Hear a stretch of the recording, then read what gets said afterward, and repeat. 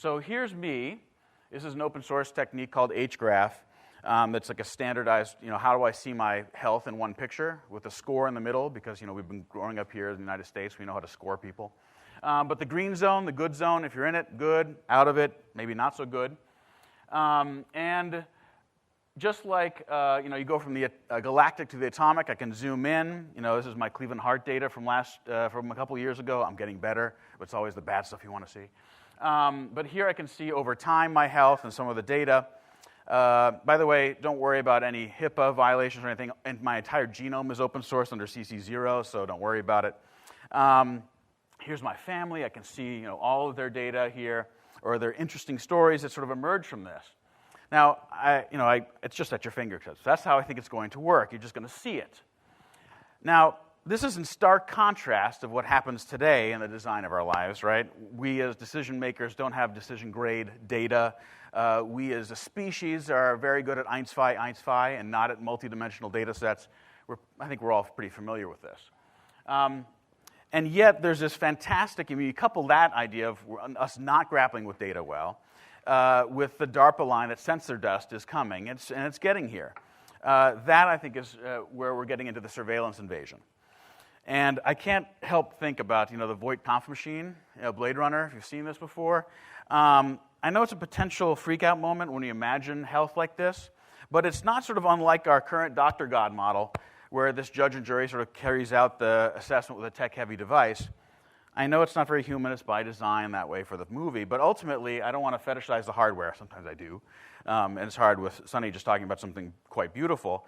But I think hardware's on the decline. I think most of the time it's going to be a customer acquisition tool, right? But there are a few spot-on health signals that you can see through this, at least in the movie, right, where it captures respiration, heart rate, eye movement in response to provocative questions.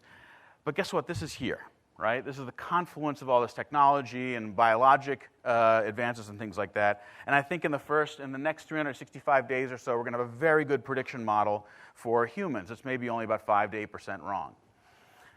So, look, in this design studio, we've gone through a lot of these different devices before. But part of my problem with these is that the current batch of wearables is just that. They're wearable, and they require a lot of this frontal cortex in order to engage with. So, you take the pulse, it's very cute, it tracks a bunch of things, it's interesting. But my biggest beef with all of them is that I'm not wearing it 24/7, right? It's sort of almost part of the requirement is you have to wear it a lot in order to get the data. But it requires a pocket, and at night when I'm not wearing pants, maybe that's TMI, I'm not wearing the damn thing, right? It's not set it and forget it. I got to take it off, I got to charge it. Shine, I knew that. It's a beautiful device. Now, this is also a fashion, what Sonny was talking about. So there is some angles here which are a little different. But I think hardware generally, or the wearables like I'm wearing here, suffer from the same non-forgettables idea. So maybe no form factor really nails it on the head. Maybe it's the implant, but it's definitely the invisible. Now, the flip argument from a wellness point of view is that do off times really matter? So really what I want is when I'm feeling or when I'm being told, hey, you may be getting sick a little bit, I put it on and it drops my sickness rate by 70%. That, to me, gets to be a more useful device. Yes, life first and everything else second. So, look, we've been talking for 2 days about the sort of proliferation of devices, and sensors, and over time, all the physiological data is going to be snagged to this DSP analysis of, am I getting better or worse over time based on a sort of a predetermined baseline? And that, I think, is going to lead us to something that I'm fairly excited about, where machines and humans are going to interact in a different way, and yes, it's about your bathroom. So, I know, I shouldn't be telling you a little bit about whether your dosage on certain foods that you're eating is a little high. I want to be able, there's so many things you can collect here, at least once a day you're in your bathroom, from hair follicles to blood flow to just sloughing off here, right here is the best UID known to humans. This is, I think, where it's becoming more, instead of the bathroom, the health room. Because I really don't give a rat's ass about a patient portal, about EHRs. It's about these teachable moments, usually about these micro behaviors that allow me to see the future a little bit and how I can do better. So the majority of all of our sort of personal physiological signs will be snagged non-invasively over time. They just passively sniff you, these sensors. No blood draws, or a lot less of them, just whiffs and sniffs. All the data is just going to be collected automatically. It's got to be designed to feel really lovely and wonderful. And, how do we know more about health and healthy behaviors but think a lot less about health and security? I don't want to be called a patient. I don't have to worry about security, like I mentioned before. So I think we're going to get these sort of digital health guards. Like my credit cards are all sort of monitored very, very well for fraud. But I think a similar thing may be for us. Maybe it's $1 a month or a couple cents a month. I don't know. It's a Netflix type model where it just actively looks at my data, predicts behaviors, teases me about how to do these micro nudges, and it'll be able to make my pill machine, and talk to it at the Walgreens or wherever you're going. It's a small charge. It'll be worth it. The protection, the monitoring, and the hassle-less service. Now, I happen to picture, maybe it's a little bizarre, Woody Allen's Sleeper, the Orgasmatron, right? It sort of speaks for itself what it does. But you have a blast, you walk in, 5 seconds later you walk out. That's how I want design and engineering to start, how I want to concentrate on designing for health, right? That's where I think we can really have some impact. So stage 0 detection. So here's our current aging cycle for men. Once we reach 19, it's the road to perdition. Women, it's about 28, right? So it gets ugly over the long now. And I think with a lot of these sort of non-invasive, sensors everywhere and just passively, invisibly sniffing you, right, all the time, I think what's emerging here is something for you mechanical engineers in the room, the inverse bathtub curve, right? You familiar with this?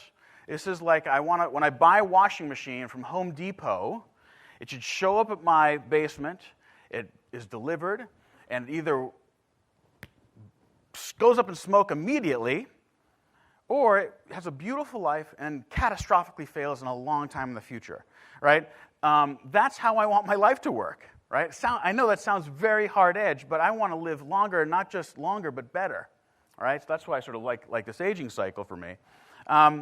So there are a few places in the body where you can see blood vessels. The eye is one of them, right? You can get unadulterated access through it, and you can see a lot of diseases in advance, years in advance through the eyeball. And there are two projects. Some you may have heard of. Netra is a fundus camera, very cheap, under $60. But not just the camera, but the data. You need a statistically relevant sample size of about 5,000 patients to be able to see the data and make models. So these are good ones. I mean, now that this Zeiss is $100,000 now, using fundus cameras and other high density and high fidelity cameras for $1,000, for $50. And you've probably seen all these, beautiful, very low-cost cameras that take your blood pressure or your from afar. Did you know that the human body actually emits light? So I can. So David talked about his lovely AliveCore yesterday, but I can actually see AFib from a distance using a very high-end lens, right? I don't have to touch anything. You can also, Adamant is at a UPenn. You can actually see a lot of 25 of the things coming out of your mouth, 25 different variables. And ultimately, I think this is about the digestible. So I'm notified by my Healthroom at home that I have a cold coming on. The flu treat's automatically made. And I go pick it up. Yes, it's a little scary. Hal's here whether we sort of like it or not. Because ultimately, it's about stage 0 detection. It's too damn late when I am carving off the cauliflower growing on my back, right? I want this happening at the cellular level way, way in advance. So to wrap up here, I think next up for designers and engineers, we've got to figure out the next top 100 health signals. I think we need some kind of major scan of our bodies, so we have a baseline of ourselves. Every 5 years, I'm not quite sure what it is. We have to go for and really help the 50 million uninsured, again, as the United States, this is the way I think about it, because they're not a threat to the system. Get into the prediction game. And let's pretend for a second we're not in business school and we think of the world working like this. My sort of last call to action is that it's easy to play in the design side, which moves very quickly. But once in your career as an engineer or designer, work with standards bodies to understand the pain of that. Right? We've heard about it before, but if you're not invested in maybe the Argonauts or an HL7 or IEEE and doing some kind of standard work to see how the sausage is made, I think that's really important. So we have to diversify our tech. So what we're doing, all of us, is what Orbitz did to travel agents that medical technology and design and culture are doing to doctors at the moment. So I really want to leave with, this is less about tech, more about living. It's about the human experience. Because what data does, it lets us live aware of our health, right? I know that ice cream is bad for me, but as soon as it becomes quantified, not in that I sort of have this annoying food diary I'm taking pictures of all the time, and here's my daily report, and eating this way took off 2 days of my life expectancy. Maybe the last 3 years have taken off 4 years of my life. That's when I think we start to change and not before. So that's my little wrap. Really concentrate on your daily life versus the hospital time all the time. And if you have any questions, just feel free to email me.